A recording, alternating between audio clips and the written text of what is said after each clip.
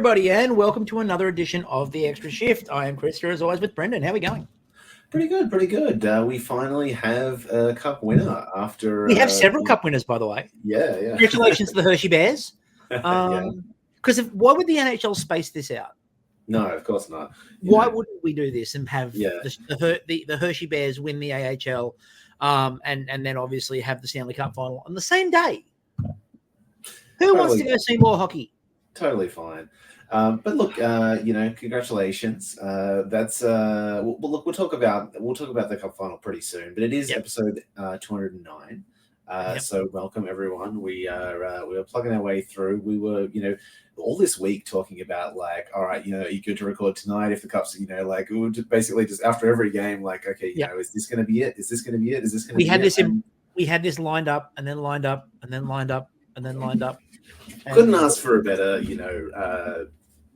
series in terms of like making it to 7. You very rarely see. I can't remember the last time we had 7 games in a Stanley Cup Final. It's been a bit, and it was one of those ones too where like if people remember my conversation on the last pod where I said that the Oilers weren't elite. My conversation on that was, as I said, they're a very good team who could very well win the Stanley Cup, and I also said that I thought the series would go either 6 or 7. And this would not be an absolute walkover. And very early on, it looked like the one time... It seemed like it was going to be over, really. Yeah, very, very early. Like the one time I went conservative and went, oh, this might be really tight. The Panthers were just obliterating them into last week.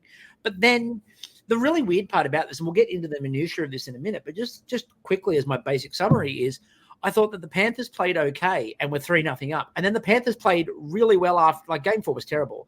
But the Panthers played well in game 5 and game 6 and lost. Both of them. And I'm like, this isn't making any sense. It was funny because, they were in this such a like an unlosable position. Like 3-0 up in a series, basically almost never lose it. And I'm like, I'm like, all right, I expect them to lose game 5 because it's so hard to close out an opponent on the first try, backed into the corner. Like it's so difficult, especially on the road. I'm like, all right, that's fine, whatever. They're probably not gonna win this one. They'll close it out in game 6. And the game 6, they like played well but didn't win. And I'm like, okay, it's starting to get interesting now. They got blown out in 4. Yeah. Then they lose in 5. Then they lose 6. Yeah. And you're like, oh. And I at that point in time was when I was like, I think the Panthers are done. Because otherwise it looked like the Panthers had forgotten what they do.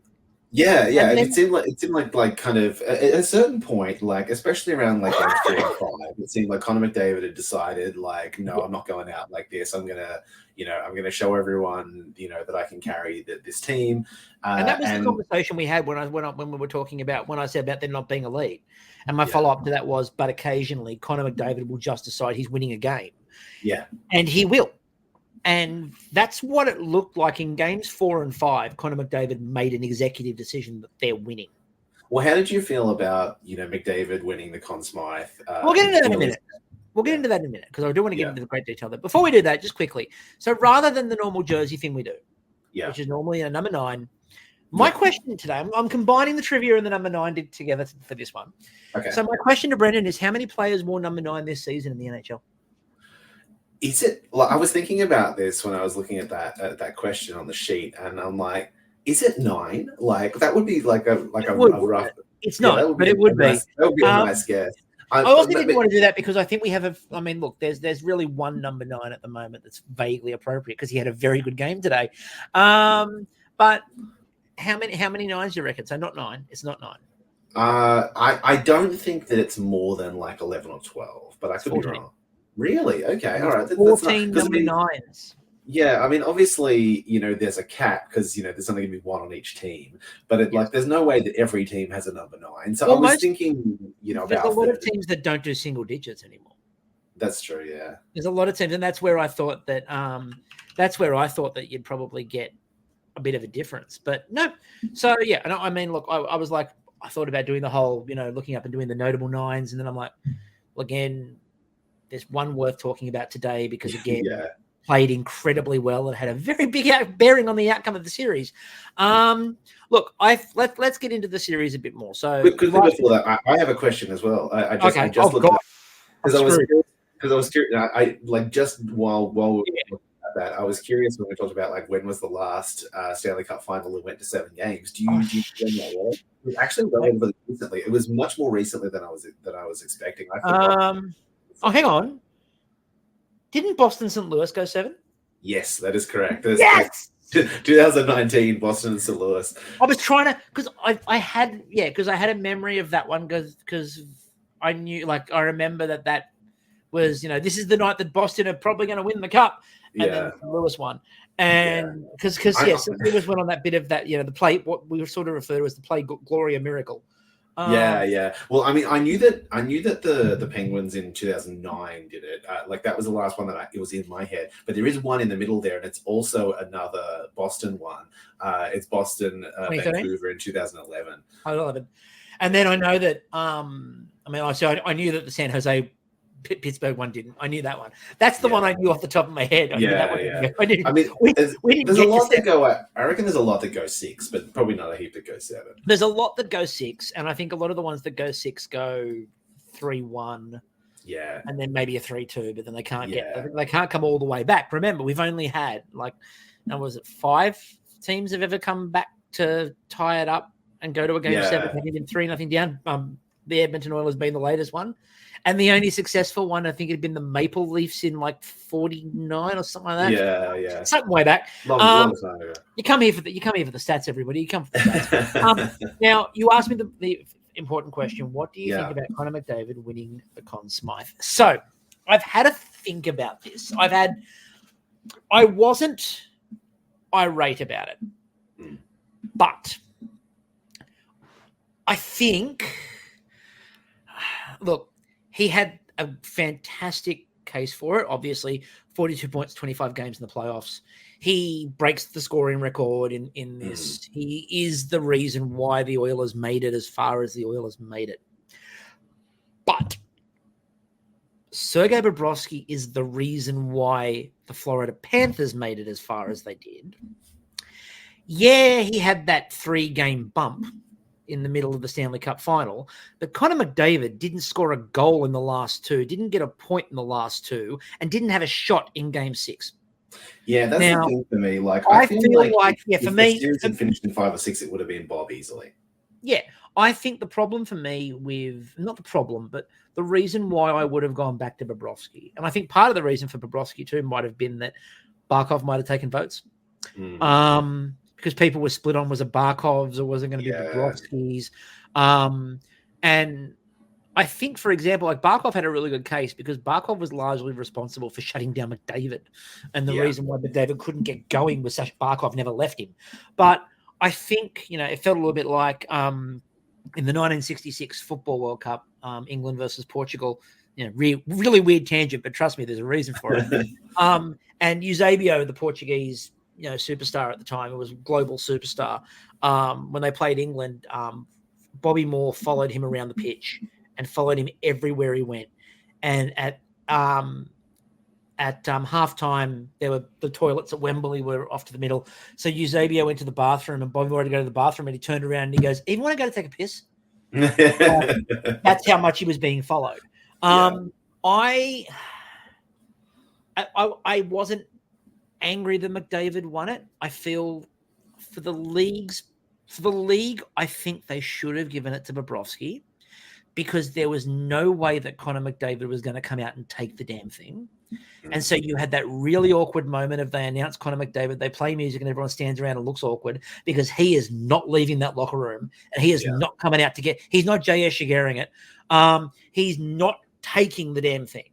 And I think if it was that tight, and Bobrovsky is legitimately the reason why Florida, because every time Florida found themselves in a little bit of deep water, outside of the 3-game bump, and especially that one big blowout game, Bobrovsky was absolutely unbeatable. So I probably would have given it to Bobrovsky. Again, and I do think that it's stupid that you've got to put your votes in 10 minutes before the end of the game. And that, and also the fact that it's media, and there are a lot of people online who are going, well, there's largely Canadian-based media, and so Connor. Look, for me, Connor's picking up an award in 2 days' time. Like Connor's getting a very big award in 2 days' time. He's getting another Hart Trophy. We all know that.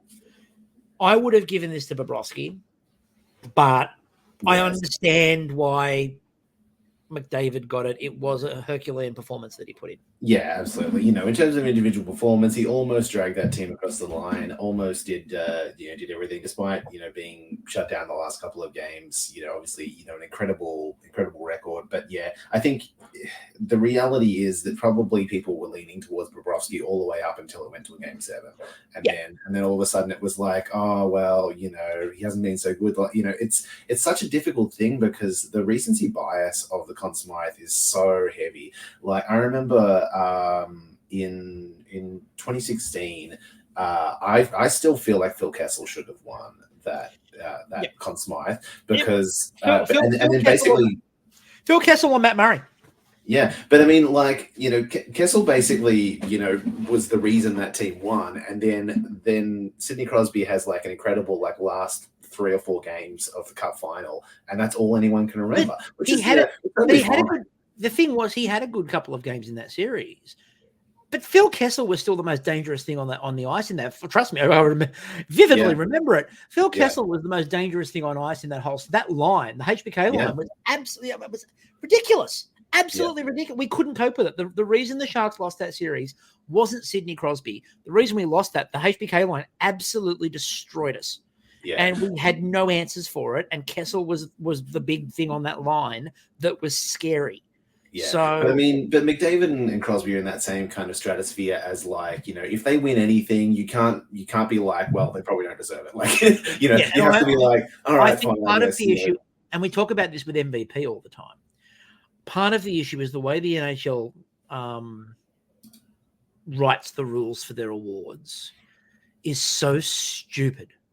So, in every other sport, the playoff MVP is not the playoff MVP. It is the MVP of the finals. Yeah. So it is who is the best player in the final series. For the NHL, it's the whole playoffs. And I think that is absolutely stupid because what happens if one day, and look, McDavid's the most likely to do it. What if Connor McDavid gets 50 and they don't make a Stanley Cup final? Yeah.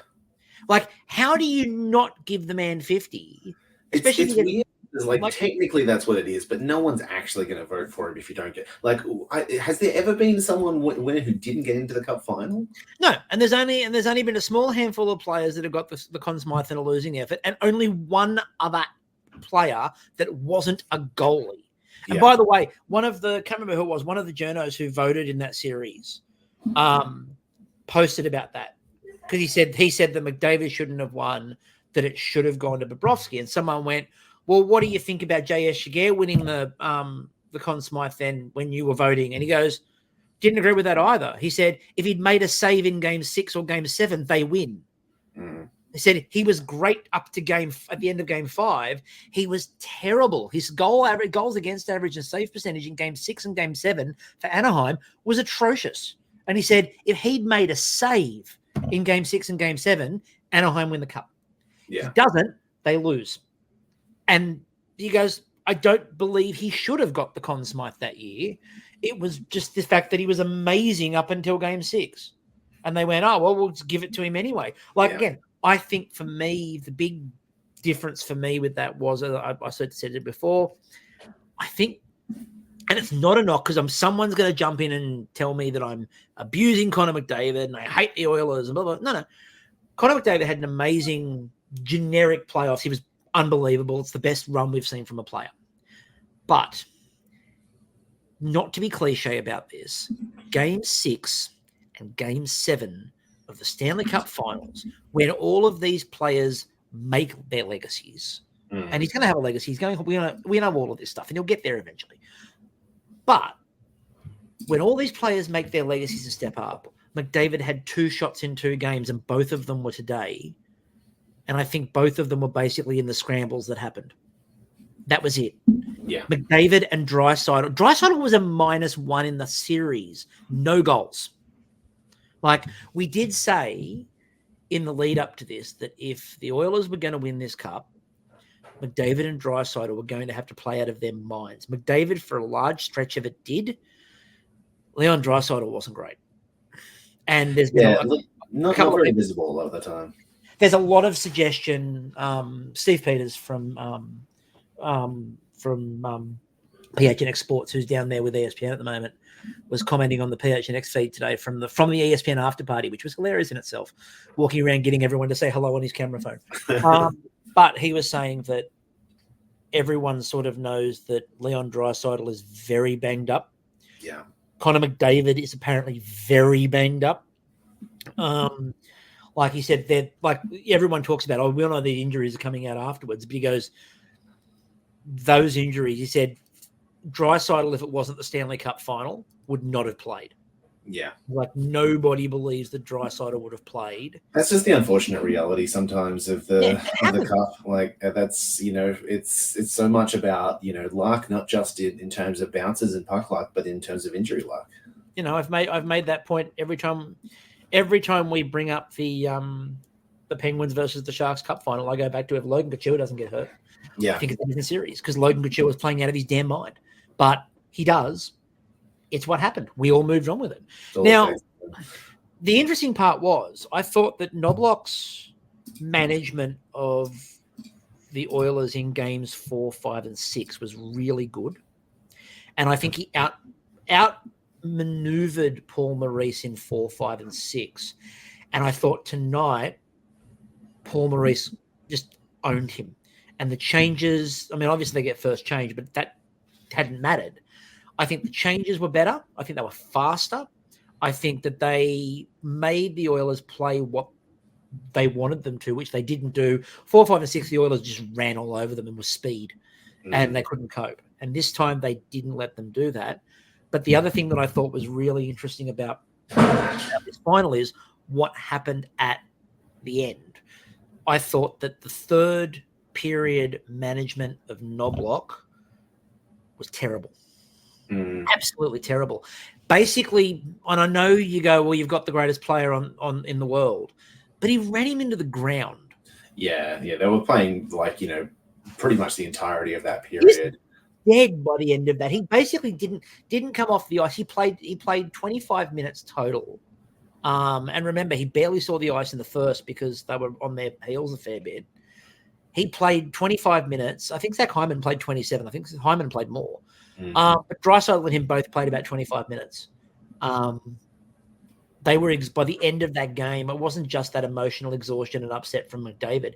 He could barely move. And the thing was, when they got to under a minute to go, when they eventually pulled the goalie, that was ridiculous how long that took. That took, they were like 3 minutes to go. They're going to pull the goalie. It was almost down to 1-2 before they finally got Skinner out of the net. And they immediately turned the puck over 3 times and nearly conceded an empty netter.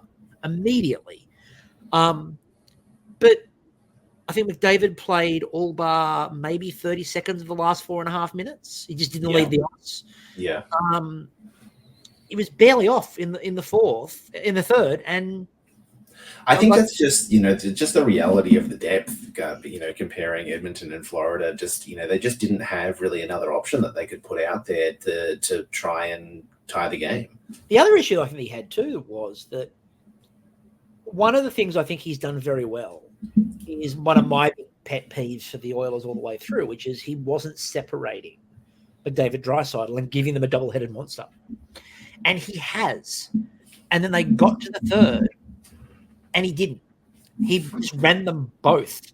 But what that meant was that it took away from the other lines, and it gave Florida a chance to have a break. Whereas if you leave Draisaitl as second-line center, you put McDavid as the first-line center, Fogle had been really good for you. Like, these other players had been immense. Run the others non-stop and use them, and try to make sure that you can give McDavid and Draisaitl rest, and then maybe for the last 4 minutes, double them up. But he doubled them up the whole way through the third, and it sort of got to the end and it told. And I thought that the Panthers, even though the Panthers were terrible in the third in terms of they collapsed on themselves and just decided to It felt like in that last few minutes that it could have easily been tied up just with the amount of shots that they conceded. And the Bobrovsky save in that pile, and it was a save after all of that, because everyone's like, oh, all these other players blocked the puck. It wasn't Bobrovsky. And when you look from the other angle, it got under everybody. It was Bobrovsky who got the glove out and got it. There was a really good stick check in there as well from Montour, who had done nothing for the whole series and finally woke up and went, oh, stick check. But I just thought that like Knobloch's management in the last dying minutes there, it reflects what as you said, what we've talked about a few times with the Oilers. Depth is a massive issue, massive issue, and one that, and we'll get into it not now but shortly, it's a massive issue that they can't address, but they really need to.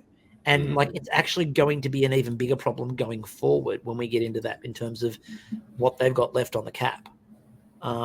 So was there anything else you took away from the series? Look, I think by and large, I wasn't really sure what to expect from this final game. Like I kind of thought that it was going to be, after all the back and forth, after all the one-sided games, I really thought this was going to be a close one. It did end up being that. I had someone ask me, like, who do you think is going to win? I'm like, I honestly don't know. Like at this point in time, like it felt like Edmonton came into this game with all of the momentum that they, that they kind of, had, all the chance in the world, when it seemed like they were down and out. But, I'd been expecting Florida to put this away for, 3 or 4 games now. So I just, I was leaning like, well, maybe Edmonton finally does it if Florida are actually, not able to, stand up to them or whatever. So, I think this was from all the people I talked to, this was one where everyone was kind of rooting for the Oilers, just from some people from the perspective of, I don't know what it is, why we have so many people that just seem to really like Canadian teams. I don't get that. We're not Canadians, guys. But friend of the podcast, and Neil, was commenting yesterday about that, and he's changed his avatar on the group to like the Oilers logo, and was commenting on that. And someone was like, "I can't believe you're not going to take the day off and watch the game." And I did have to point out he's a Leafs fan. Yeah, and like it's not like the Leafs are in the Cup final or anything. It's so strange. It's so strange to me, this thing. Like some people that aren't even expats. Like I understand if you're Canadian and there's some kind of like Olympic aspect to it or something, but it's so weird to me the amount of people that are just like. And look, again, everyone's entitled to their own opinion, and I'm not having a go at you in the group. So if you think I am, I'm not. But some of the comments in the group about, well, they got what they wanted. The USA team wins because it's all about money and everyone hates Canada. No, like, again, not to put too fine a point on it, but a large problem with the Canadian teams is the Canadian media and Canadian hockey culture, which says you've got to play it the right way as opposed to learning and evolving the game. And like, there's a large problem in building depth. Because we've got to have this tough guy and this tough guy and this tough guy, and who cares if they can play a puck? We just have to have this tough guy and this tough guy. And if you look at when I said last podcast that Florida is about as close to the perfect team as an elite team as we've got, they demonstrated it across most of this series. Statistically, by the way, for anyone going, oh, the Oilers were just unlucky. Statistically, in every category, the Panthers won the series. Yeah, like the Panthers won the series in every single statistical category you want to bring up. They won the series. They were the better team across the series, but they don't look flashy. That's, I think, the big thing. The Oilers look flashy, but at times they can look flashy and not dangerous, if that makes sense. Like after the first 2 minutes of the game this morning, I was incredibly comfortable with the idea that Florida were winning it. Because the way that Florida came out and went, they're back to this. They're going to staple the players to the boards. They're going to hit hard. They're not going to let the Oilers get a 2-step jump on them. And if you look at it, just a muscle, just a machine. That just if you look at it, the only time in the game that they did let the Oilers get a jump on them, the Oilers broke away and scored. And that was what they were hoping for. And it was the only time that the Oilers realistically slipped through and got away. And it didn't happen again. And when they showed at second intermission, they showed the footage of Barkov and then all the other players and how they were defending McDavid. And I thought it was really interesting. So every time McDavid burst forward, one man was on him So he'd skate back in, and there would be a second player that would come in and squeeze. So you'd push him you'd have the one guy who'd sort of try to send him towards the boards, and a second one who would then sweep in around and push him right in against them. So he had nowhere to go. And they just kept funneling him out and two-manning him to the boards. And the Oilers just didn't give him enough support when he was trying to break forward. And the more you frustrate the Oilers, the more McDavid and Draisaitl feel like they have to do everything. And if that's not working, you start to see the gaps.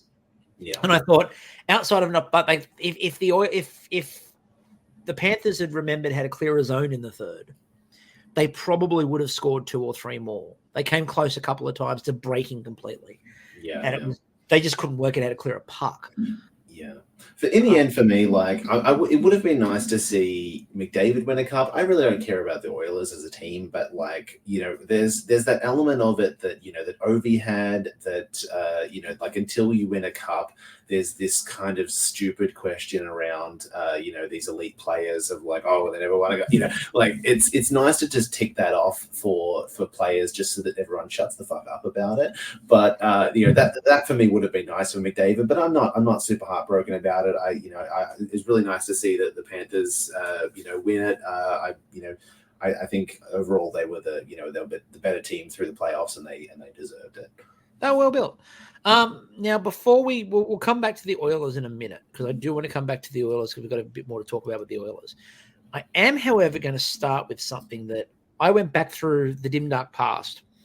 If you support a team that's a bit terrible and you want hope, may I present to you hope? Who remembers this? I remember this. This is fantastic. I went back and re-listened to the Dangle podcast with this today because I was like, I remember this. So in 2017, when they were trying to get people to renew their season tickets, if you remember, when no one was going to Florida Panthers games, they did the 30 days of giveaways, which was designed for anyone who renewed their season tickets. You would go into one draw every day for 30 days. And it's for people who are listening and not watching. For example, small things like dinner with a player, join the broadcasters on air. I think the dinner with a player was Dennis Mulligan from memory. Yeah. Yeah. An iPad, dinner for 2. They gave them trips to the Winter Classic, which they weren't playing in. Yeah. They got to sit in the Owners Club Lexus seats for a game, a helicopter ride to a Panthers game, trip to the Stanley Cup Finals. This was when Panthers tickets were like insanely cheap too. It was $600 for a season ticket. Yeah. They got one free 50-50 raffle entry for every single game of the season. And then it went all the way up to a 1-day contract with the team. Yeah. And a 2017-2018 road trip experience with the Panthers. Like, it was so unbelievable what they were giving away. And this was because no one was renewing their season tickets and they were in trouble. This was around, you know, again, this is also the Gerard Gallant's going to get a cab from the airport. Yeah. As I think Steve Dangle referred to it, the Battle of Sunrise, where it was the whole, was it going to be the computer boys or was it going to be the hard heads? The answer was it ended up being a hybrid, which it always ends up being a hybrid. But yeah, I was thinking about that today and I'm like, I need to go back and check that episode out again because I think that episode's, you know, a really good reminder for those of us who support a team that may not be great at the moment. It can turn around, folks. Yeah, I had one of those. I had someone on Twitter made a Computer Boys T-shirt, and I did buy one, and I had it, but I think I wore it out at some point in time. I had to look for it recently because I'm like, oh, if they win, I'll wear the Computer Boys T-shirt, but I don't think I have it anymore. Yeah, so we won't really go too much more into the Panthers apart from they're great. They've got a few interesting cap decisions to make. I think we're all agreed that Reinhardt's gone. Because unless he's taking league minimum, like his contract, and we'll get into the free agents and stuff at the very end, but he is by far and away the hottest of the free agents now, and like he's got his cup, which means he can go to the pay window and go somewhere else now. He can St. Louis this for the rest of his career. He can go to the pay window take and go, that $12 million contract in Buffalo somewhere. Or yeah, whatever. got my ring. I don't think he wants to go back to Buffalo, to be honest, but I don't think many people do. So let's go and talk instead about the Edmonton Oilers. Now, what I've brought up, thanks to Puckpedia, and we'll talk about Puckpedia shortly too. What I've brought up on screen for those who are listening is the Edmonton Oilers cap summary. Now, this was something that came up and I mentioned to a few Oilers fans during the Stanley Cup final. This Oilers team needed to win this cup because next year they're in massive trouble. Massive trouble. So they currently have a projected cap hit, and this is adjusted. This is not, but they've got to take players off the books. This is with the players off the books. $77 million. They've got $10 million in cap space. They have 14 active players signed, which is the least amount of any NHL team. The least amount of any NHL team. They also have no first-round pick, 1 second, and no thirds. So they've got nothing in the cupboard. They've burnt that out. More importantly, when you look at what's coming off the books, so the players they've got, so someone goes, well, why don't they just trade? Like, just make some trades. Good idea, but you can't, because pretty much everyone has a no move.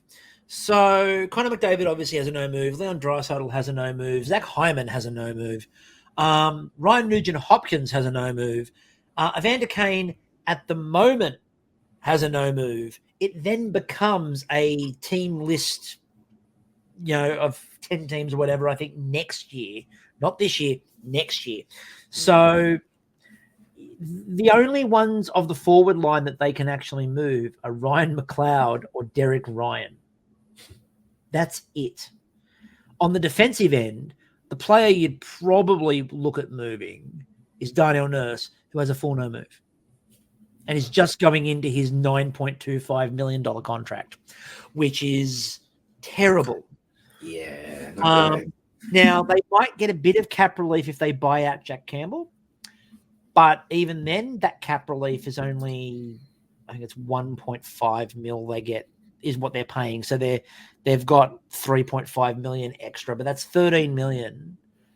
They've only got 14 players on the roster. They have to re-sign players like Matthias Janmark, who, had an amazing playoffs. Warren Fogle, Adam Henrique, Connor Brown, Sam Gagner if they want to. Corey Perry will re-sign for league minimum because it's him. Or you'll find another team to lose a cup on. Yeah, but this is the thing, is they're really jammed. They're very jammed. To give the list I've brought up on screen now, their UFAs are Adam Henrique, Corey Perry, Warren Fogle, Matthias Janmark, Sam Carrick, Connor Brown, Adam Erne, Sam Gagner, Troy Stetcher and Vinny Diane on defense, which is much of a muchness. Calvin Pickard, which is much of a muchness. Dylan Holloway and Philip Broberg are their RFAs. That's a lot to re-sign with 10, maybe 13 million.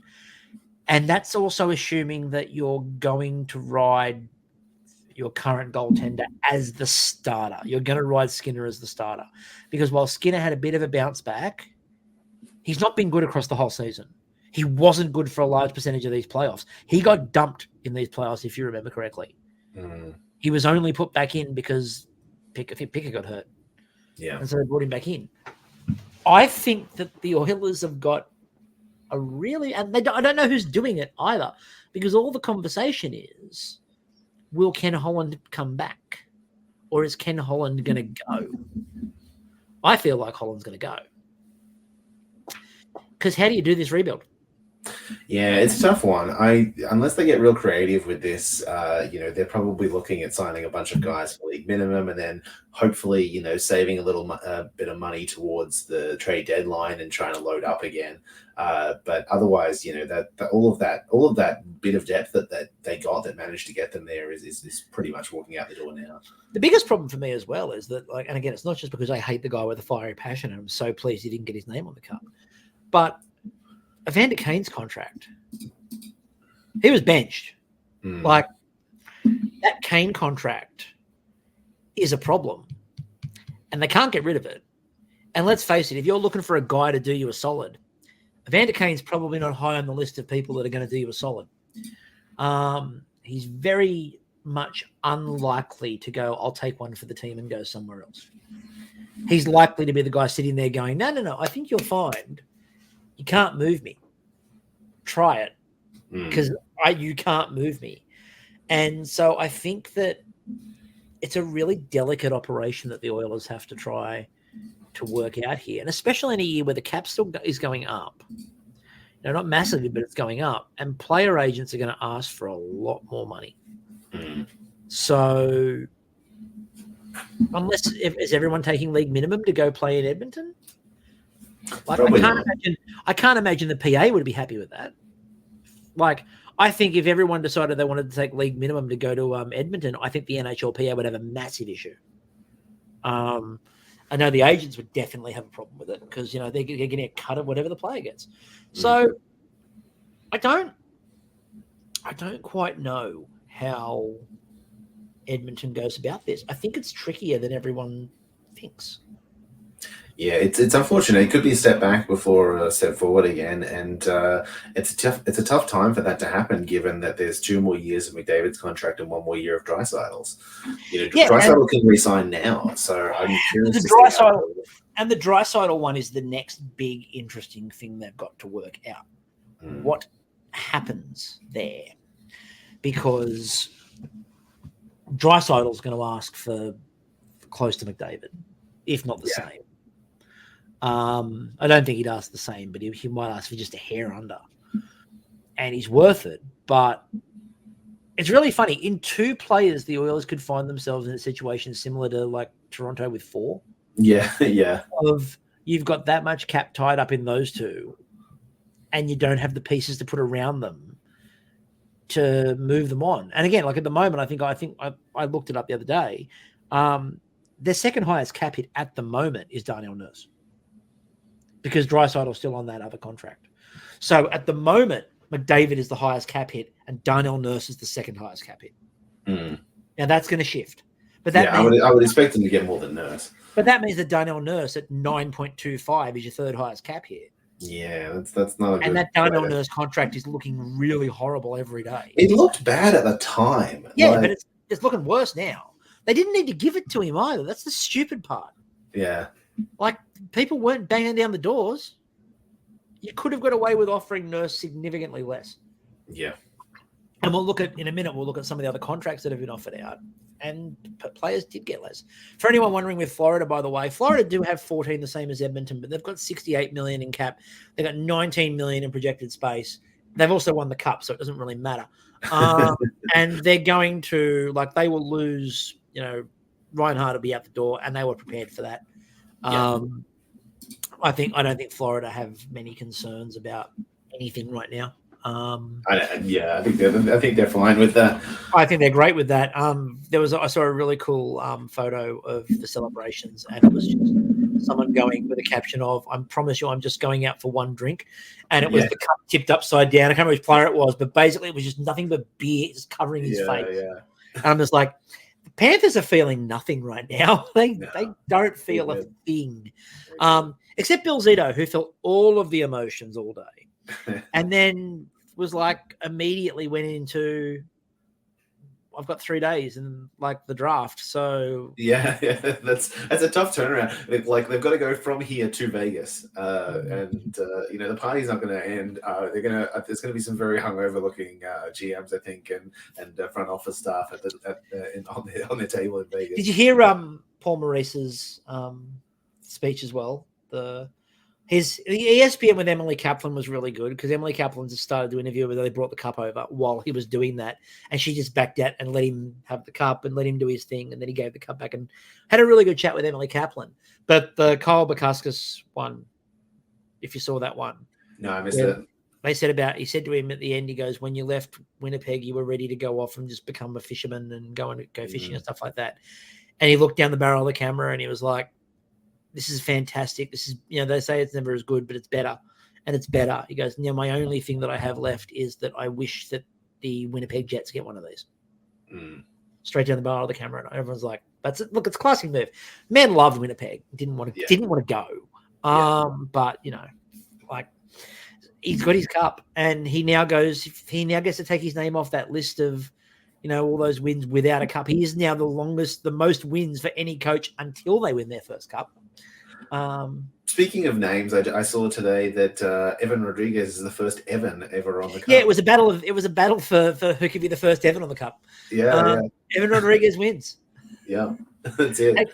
Take that, Bouchard. That was the weird one where they're like, we've never had an Evan on the cup, and I'm like, oh, okay, I guess it's a pretty modern name. And look, who cares about anything else? The most important thing from today is that Roberto Luongo finally has his name on the Stanley Cup. He's got his name on the cup. He got to hold it up. Yeah.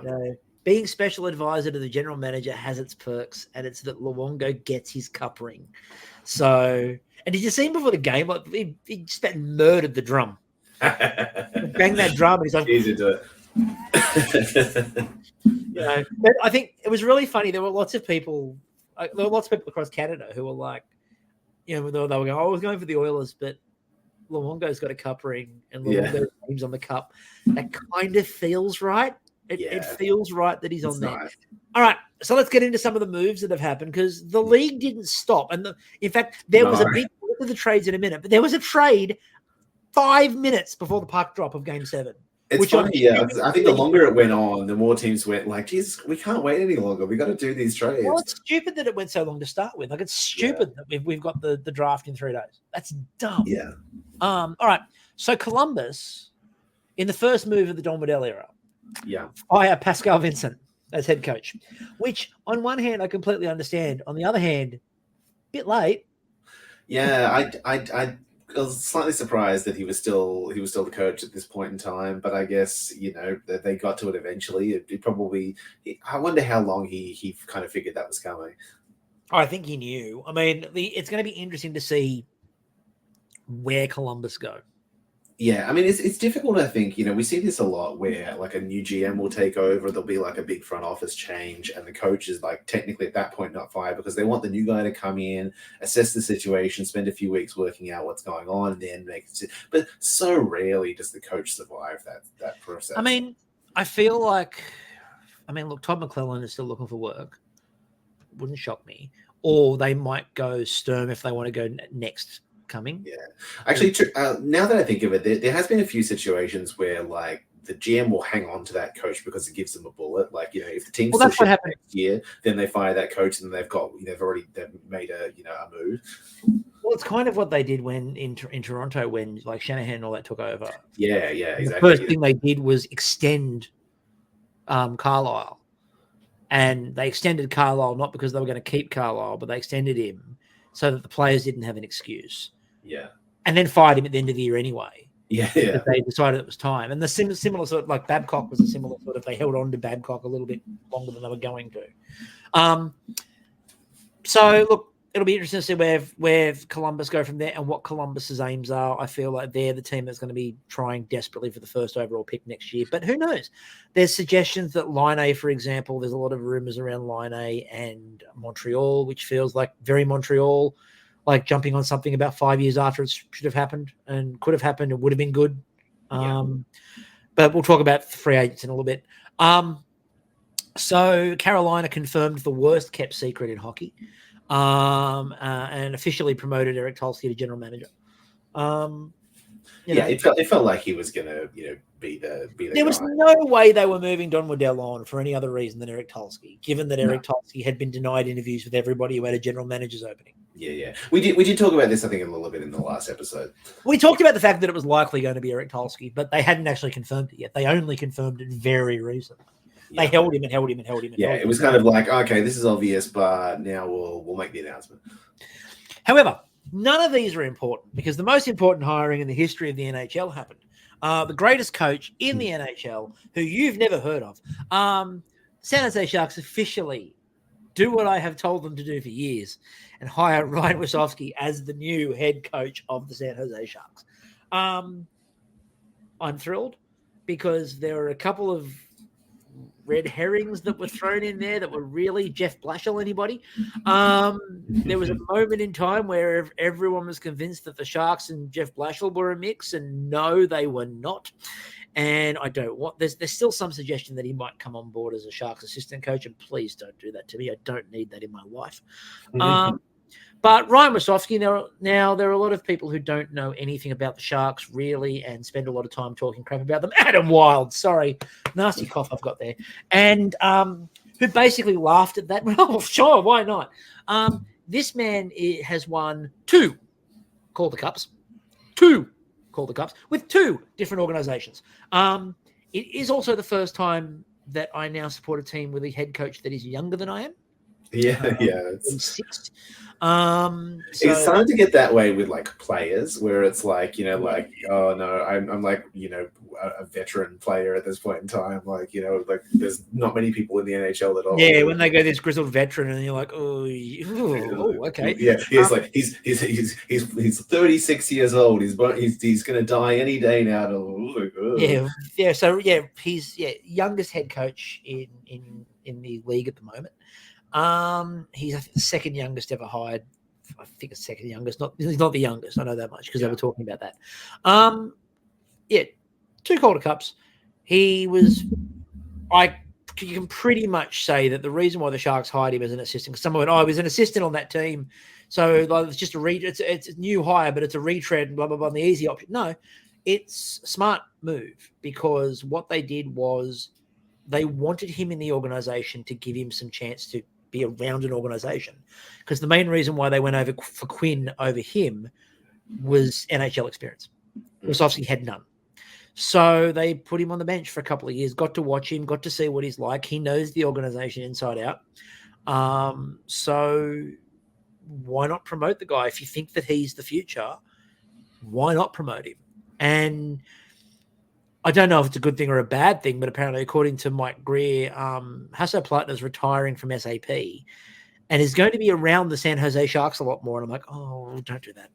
I don't want an owner near the Sharks. The last time Hasso was around the Sharks, he was threatening to move us because he wanted better TV money. So, like, I don't need him in the organization, but I like the fact he wrote this check. I'm happy with this. So trades and signings, and I'm going to open because we just finished on Ryan Wasowski.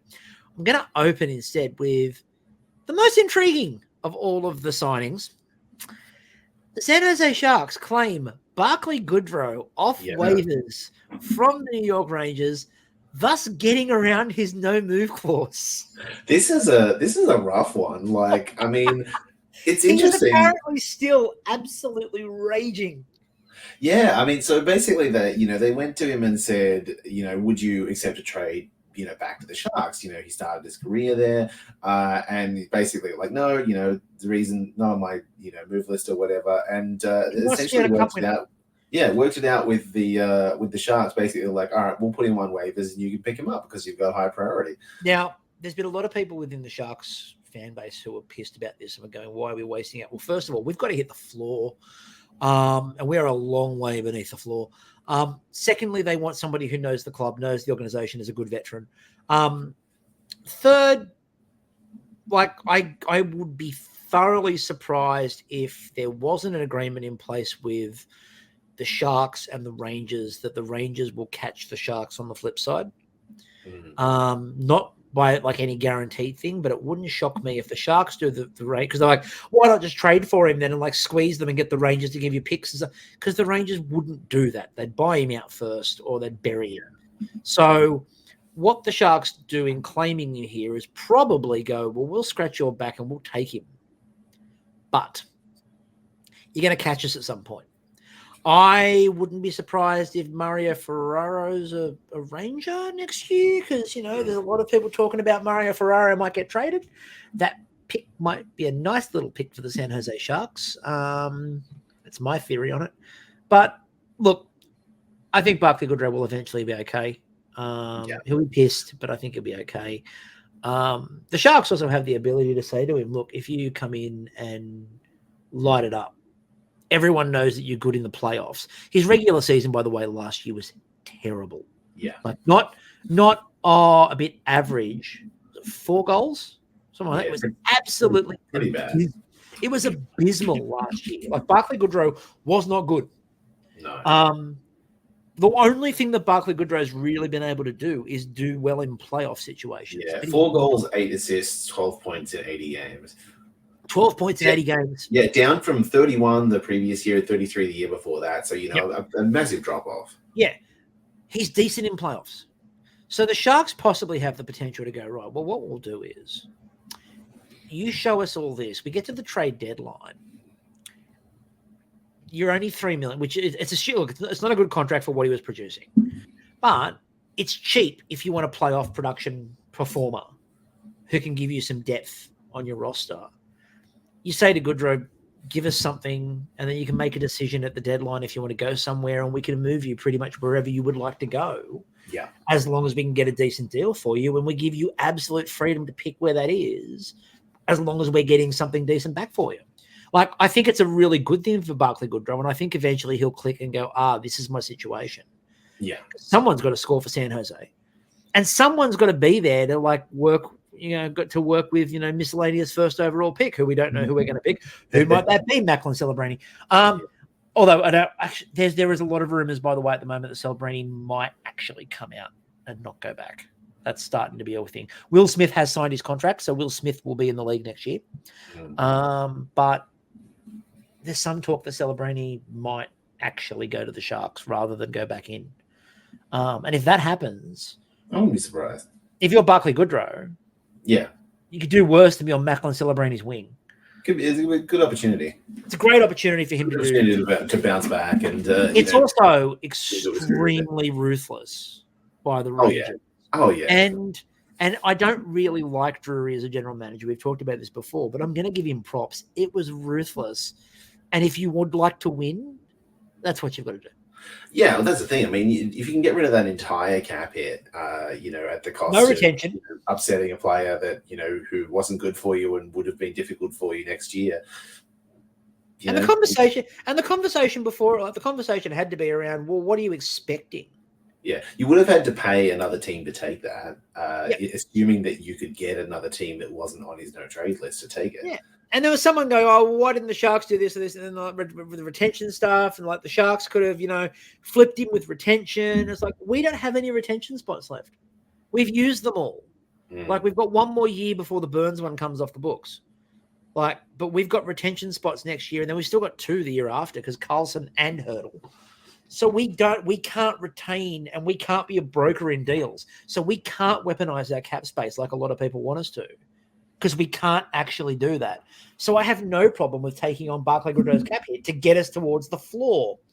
Other trades and signings. New Jersey get Jacob Markstrom with 1.875 retained from Calgary for Kevin Ball and a conditional 2025 first. The condition is top 10 protected. That's really good work by New Jersey. Yeah, there's some interesting moves around goalies. Obviously New Jersey struggled this year, with consistent goaltending, and Markstrom has had some challenges in the last year or two. But I think that he could be a good answer for them if he can stabilize and be that. Like it's not a particularly expensive. No. Pick up for them, and definitely worth a try to, with Markstrom and Allen there, like that's probably a pretty stable, hopefully. It's a good goalie tandem. Yeah, that's it. It's a great goalie tandem. In what is one of the funniest of all the trades, the Washington Capitals acquire Pierre-Luc Dubois 1-for-1 for Darcy Kemper. How the mighty have fallen. Now, there was a suggestion, and we'll talk about Cap Friendly a little bit too, but the suggestion was the reason they bought Cap Friendly was that people can't really go down and find out how much a buyout would be.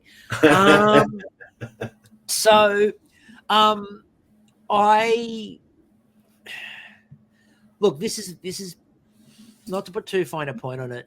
This is Pierre-Luc Dubois' fault. He was great. If you look at his production, if you actually look at his numbers, his production early career was great. his production's not been as consistently good as you'd like it to be. And he's caused problems everywhere he's gone.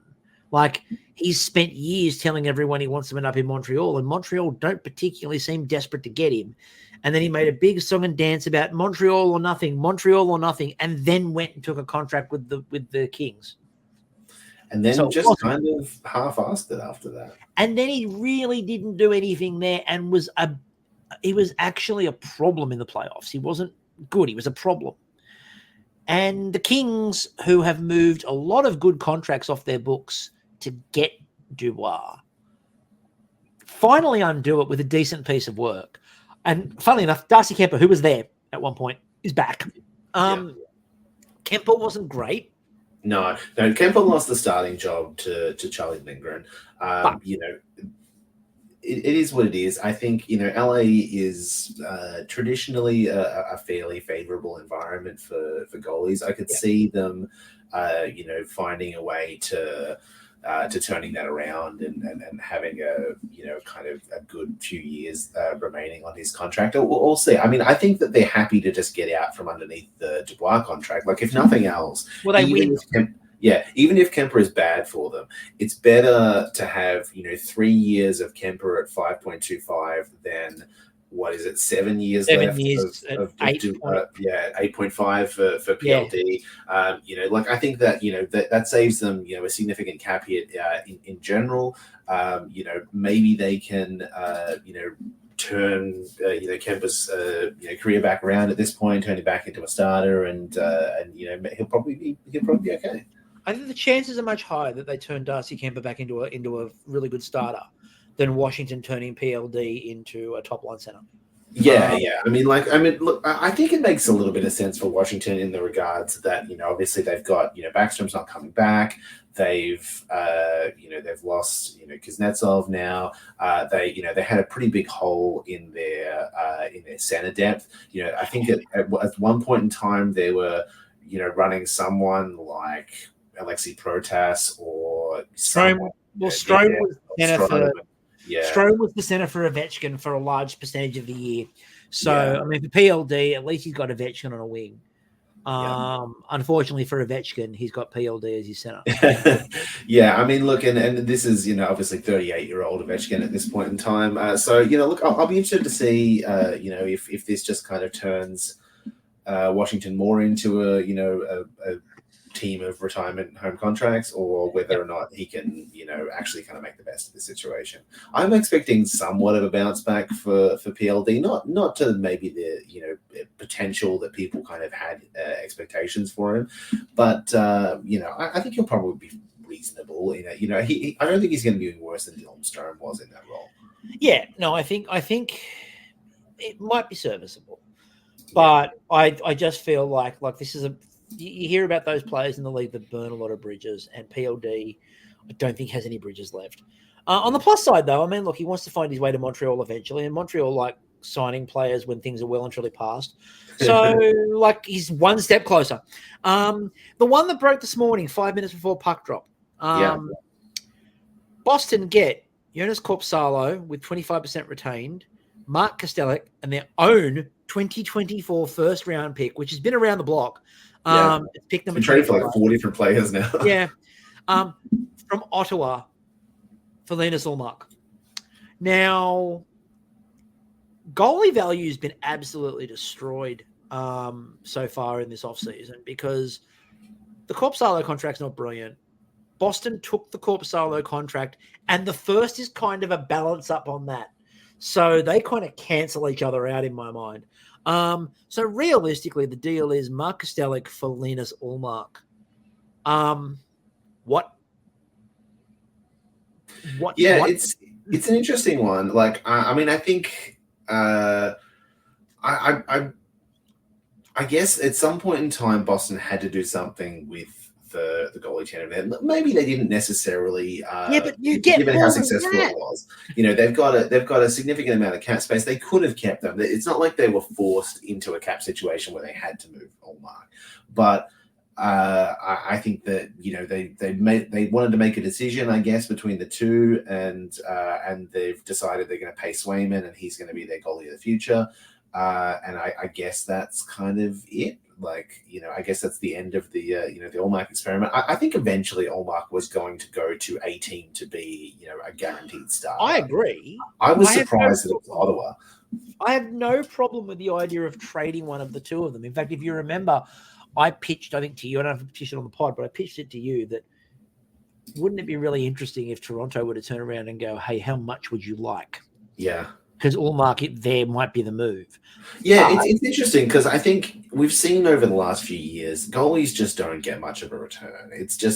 I think it's just too difficult a position. There's only 32 starter roles, with the exception of a few like that are more 1A, 1Bs and all that kind of stuff, which makes it really even less starter roles than that. There's just not that many teams that you can trade, a full contract starting goalie to. I mean, I agree with that to some extent, but surely if you tell teams that Linus Allmark might be available, yeah, you're going to get a better offer than that. Especially now at this point in the season with the draft coming up and, everyone with a bunch of holes to fill. And a goalie very much largely stole a Stanley Cup playoff run. Like, seriously. As much as that contract is not great, even though, yes, he won a cup and blah, blah, blah, blah, blah, but that Bobrovsky contract is not great. By the way, if I was targeting a team, I would be targeting Florida, and it would be how much, what's a Spencer Knight worth? Like that's where I'm targeting because I'm like, hey, how much for Knight? Because at some point he'd like to be a starter, and Bobrovsky's not moving out of his way. But I just, I understand that the moving Allmark. I don't have a problem with that. I'm baffled by what Boston got. Why did they take Korpisalo? They didn't. I imagine that they will try and move him at some point in time, but no one's taking it. Yeah, like he was abysmal. Yeah, it's not a great contract to take on. That's for sure. No, like it's really not good. So I don't get the logic from Boston's perspective. I understand the idea of moving Allmark out, but you could have done better. There's no rush to do it today, but they did 5 minutes before the cup final. The signings. So there are a couple of decent signings. So Philip Hronek gets 8 by 725 in Vancouver, which is a really nice contract. I mean, it's a nice contract for him for sure. He was really kind of came into his own getting out of Detroit and into Vancouver, and kind of played his way into a big contract. I'm curious to see how it ages because he did kind of have a hot stretch for a period of time at the start of the year, which cooled off a little bit. I don't know whether or not this will look not amazing in a couple of years. I mean, it's a Vancouver contract, so... And yeah, I mean, that's to be expected with Vancouver, I guess. Yeah, you kind of just get used to the idea that their cap's not going to look absolutely fantastic. But, yeah. I mean, they've got this off-season, I mean, Elias Lindholm's there, Dakota Joshua's there. They're not going to re-sign Tyler Myers. They're not an idiot. They don't really have this year a massive pressing re-signing coming. No. So from that front, it's absolutely okay. Next year is going to be interesting because next year's Brock Besser. Yeah. That's going to be a fascinating year. Brock Besser's up next year. Who else is up? Anyone else different decently? Nah, that's about it. So look, they're in a better spot. Niels Hoglander's up. His RFA's up.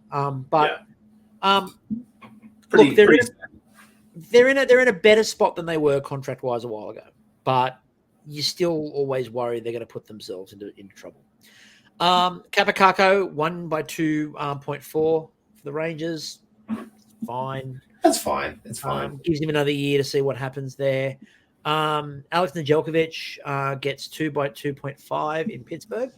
Yeah, it's an interesting one. I don't know that it guarantees anything is going to happen with the Jari contract or anything, but there was already some.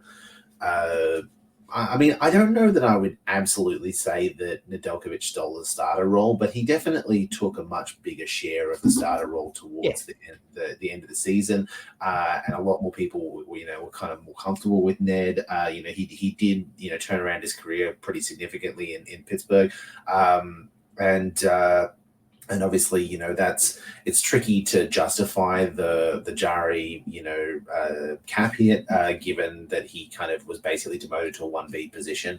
I could absolutely see it kind of going back the other way. I don't think that this is an unwieldy cap hit to carry for the two goalies. Between the two of them, it's just under 8 million, which which is not amazing, but not the end of the world. So I don't think that that there's some rumors like, oh, this means Jari's on the way out. I don't think that's guaranteed. But I don't think that he's unmovable. If there was a team that was going to be like, well, we still need a starting goalie, I think he's available. Yeah, I think so too. I think with Dubas, I think pretty much everything's on the table. And Igor Chinnikov, 2 by 2.1 in Columbus. So decent re-signings there. So look, we're starting to get a lot of these moves. As Brendon said before, a lot of general managers went, the cup's going way longer than usual. We're just going to start. We got to do this. Also dropping today, because the cup didn't need to be the main focus, obviously. Craig Morgan of PHNX Sports, who again, they do amazing work. Leah Merrill, friend of the show. Craig Morgan reported, and then I watched the follow-up today.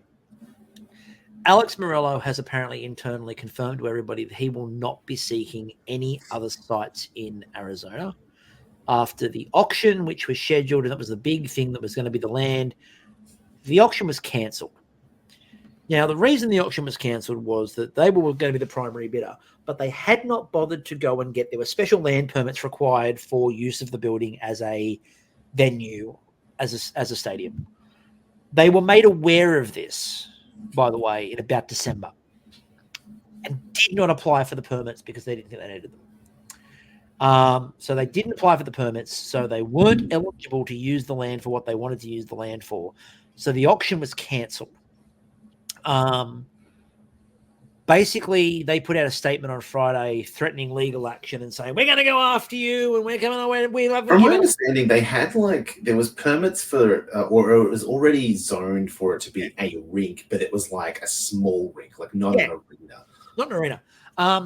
So the follow-up to that was that there was a report early this morning that said that the Tucson Roadrunners, who were supposed to be going to Mullet Arena to play games, Tucson Roadrunners are still owned, obviously, by Alex Meruelo, would no longer be playing the 6 games at Mullet Arena they were supposed to be playing to keep themselves in the area. There is a belief that Alex Meruelo has a smaller rink in Reno, and that the Tucson Roadrunners are eventually going to find themselves in Reno within 2 years. That's the plan. But Meruelo confirmed that he is no longer, now he hasn't told the league officially yet, but it's believed that's coming. But he basically has confirmed to everybody inside the organization that Alex Meruelo will not be seeking any other sites in Arizona, and that basically the agreement that he made with the NHL of he's got until 2027 to have an arena partly built with 50% down payment. He's already blown that by the time, and the ink's not even dry on the contract yet. And basically, Alex Meruelo will not be heading up any return of the Coyotes. That would mean that the Coyotes would then be a normal expansion franchise going back in the queue with everyone else. Yeah, so, I wouldn't be surprised if the NHL, revisits that in a few years' time with a new ownership group and tries to bring hockey back to Arizona in that regard. The suggestion is that Atlanta has already submitted the initial work for Atlanta to be an expansion. They've already started through the initial part of a process. Even though the NHL said they're not looking at the moment, Atlanta has already started part of a process. Basically, it's whoever builds a rink. If someone builds a rink in Arizona, that will be the move. Yeah. And then you're looking at they'll come in. But you've got to build the rink first. Yeah. So Arizona's probably further off in some ways than they were if it was just Meruelo coming back. Yeah. But I can say, especially having watched all the PHNX stuff this afternoon, the general mood among Arizona fans is joy and delight because it means that Meruelo will not be involved in any way, shape, or form with the franchise coming back. Craig Morgan has said there are other conglomerates that are exploring arenas, and it's the money and putting all that up. But there are people exploring it. There's a lot of people suggesting that, Shane Doan will be part of any group, because if you would like people to go to Arizona and pay attention to the hockey, you kind of probably need Shane Doan there. Yeah. So, but good on Alex Meruelo for being as big a piece of crap as we thought he was. Now, cap friendly, is almost no longer with us. The Washington Capitals bought it. A lot of people, when I posted that they thought that I was joking, that this was just clearly I'd fallen victim to a thing. And this is legit. Cap Friendly was bought by the Washington Capitals. Now, the Washington Capitals pointed out in their statement that the guys who run the site, they will be working for them, much like Tom Peroska of General Manager did the same thing for Vegas. But also that Cap Friendly runs a business suite for NHL teams with a bunch of extra advanced search stats and all sorts of bits and pieces. And that's why the Caps wanted Cap Friendly. Okay. Yeah, it's interesting. At first, it just kind of seemed like just a cruel, like, we're just going to get rid of this because everyone's already using it. Like, you hear about every year at the draft, everyone's laptop's got Cap Friendly open, like, amongst NHL teams. So it's a move in itself just to take that away from teams. They all, for the most part, I think most teams have their own, staff, but so many teams were using Cap Friendly, using these publicly available resources as well as everything else. But it does make a little bit more sense that was also extra stuff as well as that they were wanting to lock down for themselves. It's interesting, from a team perspective. It's disappointing from a fan perspective and from a public perspective, because we again lose another site that is so useful for NHL information in this regard, and it just kind of passes down the chain to the next one who will build it up for a few years, and we'll see in 2027 who Puckpedia sells to. Well, Puckpedia have already put out a statement which went they are not for sale. The guys who did Puckpedia, who they were with originally, it was offshoot of, I can't remember which one. They're an offshoot of another site. One of the bigger sites. But they apparently have said already they don't need the money, and they're not looking to move into management. They're quite happy doing this. Yeah, it's so much work. Like, honestly, the amount of updating contracts, especially around like trade deadline, around the draft, all that kind of stuff that Cap Friendly does is insane. So one of the things I will say is that I've started using Puckpedia a fair bit, and it's really good in terms of there are some features it doesn't have, but they're working on it. But they do give you things like the cap relief calculator. They have a pick value calculator, which is quite good. They've got all their data APIs and stuff like that. They also have all of the agents and the agencies linked. So you can see who's an agent for what player and how many of their players they've got coming up as well. Like, for example, something you'll probably be able to predict. Who has the highest total cap hit as an agent? As an agent? I'm going blank. It's Pat Brisson. Yeah, okay. Pat Brisson, who has 57 players under contract in the league. His highest one of his cap hits is Sidney Crosby. He has 200 million as a total cap hit. And the total value of his contracts are $1.2 billion. Right. So you get so you can see how many people they represent. My favorite I was thinking it might have been Alan Walsh, but he's probably in the Alan Walsh is down in 23. Oh, really? Okay. I guess he's too much time doing podcasts and stuff. Jonathan Huberdeau's, he's only got 17 clients. Okay. All right. Maybe I'm off on Alan that. Walsh is also quite big in terms of he does a lot of work with the league and stuff as well. And that's true. He's a lot of sort of he sort of is a liaison between everything as well. My favorite one is when you go all the way down this list. If you look, because they sort it by contract value, and if you go down the list, you get some funny little answers. Because, like, for example, where are we? What number is he? I just saw it then before. I just moved it up. I'll go back down again.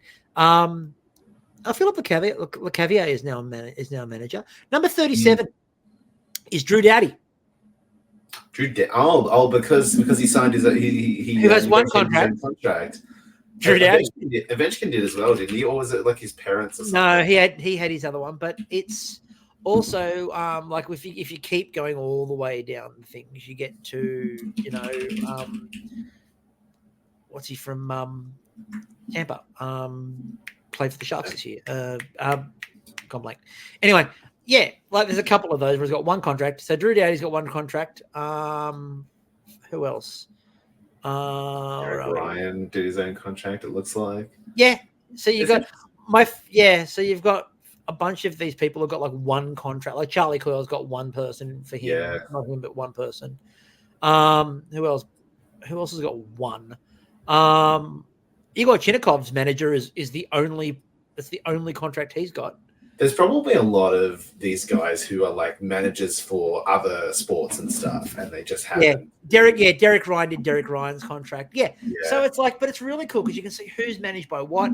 When you get to the free agency. Well done to Nick Backstrom, by the way, for negotiating his own contract and then just like never playing most of it. Yeah. So when you look at the player dashboard and stuff like that as well, it's got all of the stats linked in there with their current cap hit, their salary, expiry status, all of the clauses are in there. You can search by current contract details, so you can look by what their cap hit is, what the percentage is. So I actually really like it as a tool. It's actually really good as a tool, and you can search by advanced stats as well as normal stats. So you can go and look for the specific things. It's not as instinctive automatically, but once you've had a bit of a play with it, it's really easy to use. It separates into the UFAs and the RFAs. You can see the different bits and pieces. It's also got an average. So like you can see at the top of the column, it's got, so for the RFAs, for example, the average cap hit for all of the UFAs, the RFAs that are up this year is 928,000. That's the average for what they're all currently on at the moment. And you can see that for all the stats as well. So the average number of games played, the average number of all those. So you can break it down by segments. So Puckpedia is actually really good once you've had a bit of a play with it. I do recommend going and having a look at it. It's a fun little tool, and like I think if you want to know, it looks a lot better than the last time that I looked at it. To be honest, if you want to know in a couple of years, if you want to know, for example, like when contracts are coming up and free agents are coming up, and you want to know what their agents normally seem to ask for, see if there's a pattern there, you can bring up the agent, go and see if there's a pattern of their RFA negotiations and how those go. So, look, it's a really good little site, but Cap Friendly will be a big loss. Like, it's the automatic. You go to Cap Friendly, first of all. Yeah. And, some of the other little features and calculators. And Puckpedia have said they're looking to add all the time, so they're working on it.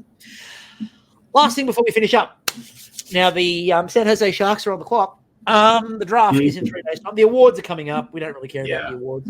Connor McDavid will win. Yeah, most of them are done already anyway through the. He's giving out his award to his friend. That's it. The draft is in 3 days, and free agency is in less than a week. Is there anything you're expecting that's going to be big, or are we expecting a Mana move to happen if it happens? That'd be interesting. I'm not expecting to see it at the draft. Something interesting, there's been a little bit of scuttlebutt around Patrick Laine moving. I think that could be interesting. With him, coming out of the assistance program, it doesn't sound like, he's, wanting to return to Columbus.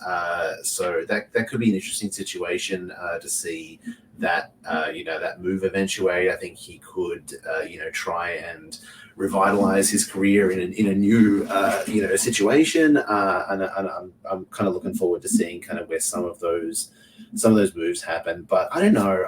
It doesn't feel like a Mana thing is close, and they're probably not going to want to do it under the pressure of the upcoming draft. I would expect maybe it happens in the next few months. I think it will either happen before the draft out of nowhere, Mm. or it happens in a couple of weeks' time once his contract bonus is paid. Yeah, I suspect it's more likely to happen after the contract bonus is paid. But it's going to be interesting to see. I think there'll be a lot of scuttlebutt between now and then. I think we're going to see a lot of deals done in the next 2 days. I think there are a lot of teams looking to clear some space. I think that we've got 2 at the top of the free agency market that I think are going to be in demand. One of them, we don't even know if he's coming back in terms of Stamkos. We don't know. Yeah. The other one just won a Stanley Cup and will probably be drunk. So, Jake Gensel, by the way, sounds like definitely not coming back to Pittsburgh. He sold his house in Pittsburgh to Brian Rust. Yeah, he's not coming back. Yeah, that's definitely not. I think it's going to be really. I think there will be some big trades between now and the draft. I don't think we're done with the big trades. I think there's going to be more. I wouldn't be surprised if Toronto tries to get themselves a goalie before the draft, because I think they just want to get that sorted and then work from there. I also, at the draft, I'm not expecting a huge amount at the draft. I am thinking that San Jose could possibly. I still wouldn't be surprised if San Jose jumped up with their second pick. But who knows? They might even fall back. Like I don't know if I'm convinced that San Jose will pick at 14. Yeah, I don't know if they will. They'll either go up to get someone, or they might even drop back for extra assets. Because they can.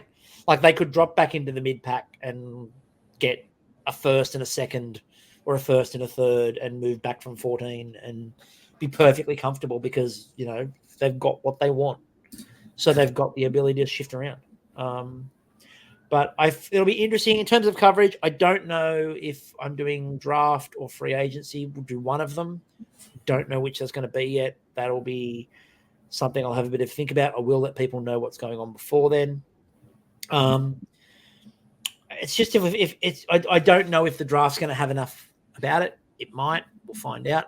Free agency recap. I mean, we'll obviously do a free agency recap pod.